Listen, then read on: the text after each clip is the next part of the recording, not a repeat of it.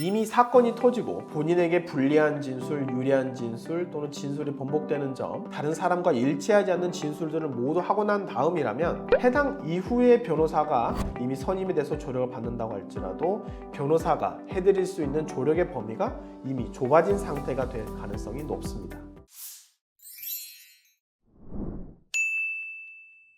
안녕하세요. 군 검사, 징계교육장교 출신 전문 변호사 임성렬입니다. 오늘은 군 감찰 조사에 대해서 반드시 알아야 할 초기 대응법에 대해서 말씀드리겠습니다. 감찰 조사는 왜 중요할까요? 라고 물어보시는 분들이 많은데요. 감찰 조사는 바로 군 내에서 어떤 사고가 발생했을 때, 어떤 사건이 발생했을 때 가장 초기에 이루어지는 내용이기 때문입니다. 대부분 실질적으로 징계나 형사사건을 담당하고 있는 법무부보다 오히려 먼저 관련된 사실관계를 조사하는 것이 바로 군 감찰조사입니다. 군 감찰조사에 대해서 이미 관련된 사실관계를 모두 파악하고 그 사실관계를 바탕으로 이거를 징계를 할지 단순히 경고를 할지 아니면 형사처벌을 할지를 판단하게 되는 것이기 때문입니다. 따라서 단순한 면담이다, 저 그냥 가서 감찰장교 만나고 와야지 라고 생각을 임하게 된다면 정말 잘못된 생각이고 여기에 대해서 아주 신중하게 대응할 필요가 있습니다. 감찰 조사에서 절대 해서는 안 되는 행동이 무엇이냐면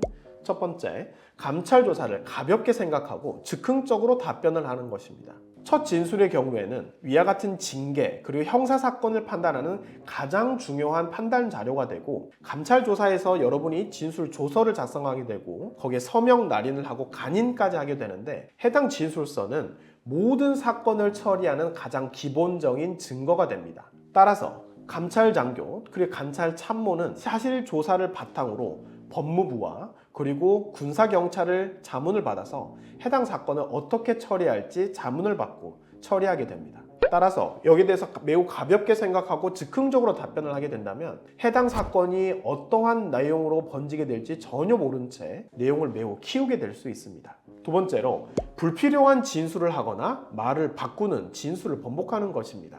진술이 일관되지 않는다면 그 당사자의 신뢰도는 매우 떨어질 가능성이 높습니다. 위와 같이 진술이 일관되지 않는 것만으로도 이 사람의 진술의 신빙성을 인정하기 어렵고 뭔가 감추는 것이 있구나. 따라서 불리한 증거가 되기 쉽습니다. 모든 답변에 대해서는 매우 신중하게 선택을 해야 하고 어떠한 내용에서 명확하게 모른다면 또는 이 진술이 나에게 도움이 될지 아니면 불리하게 될지 모르겠다 라고 하는 것은 차라리 저 잘 모르겠습니다 라고 솔직하게 답변하는 것이 오히려 좋습니다. 세 번째로 변호사 없이 혼자 진술 조사를 받는 것입니다. 감찰 조사에서도 변호사의 조력을 받을 수 있습니다. 그런데 많은 사람들이 이와 같은 내용을 전혀 모른 채 감찰 장교가 부르니까 가야겠다, 감찰 조사 받고 와야지 라고 가서 모든 내용을 그냥 즉흥적으로 아무 생각 없이 진술을 해버리고 오는 경우가 많습니다. 이와 같이 대응을 잘못하는 경우에는 이미 사건이 터지고 본인에게 불리한 진술, 유리한 진술 또는 진술이 번복되는 점, 다른 사람과 일치하지 않는 진술들을 모두 하고 난 다음이라면 해당 이후에 변호사가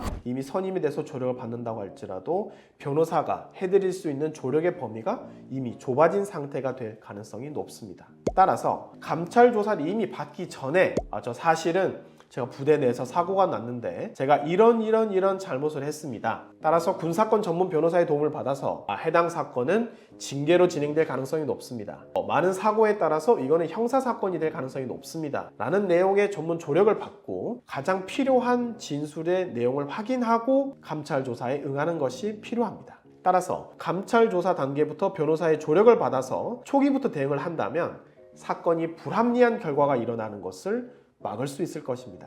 감찰 조사는 징계 그리고 군 형사 사건으로 이어질 수 있는 가장 첫 단계, 첫 단추에 해당합니다. 가볍게 면담으로 여기고 무심코 뱉은 말이나 진술을 하게 된다면 그냥 편하게 우리 면담 한번 해봅시다, 괜찮아요, 걱정하지 말고 그냥 한번 와보세요 라는 말을 듣고 가게 된다면 이미 관련 내용과 본인의 진술이 이미 끝난 것입니다.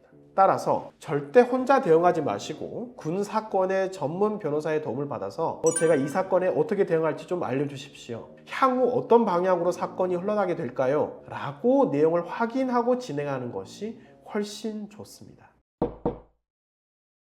본인이 현재 도움이 필요하시거나 궁금하신 점이 있다면 절대 주저하지 말고 A파트로 연락을 주시면 언제든지 도움을 드릴 수 있도록 하겠습니다. 감사합니다.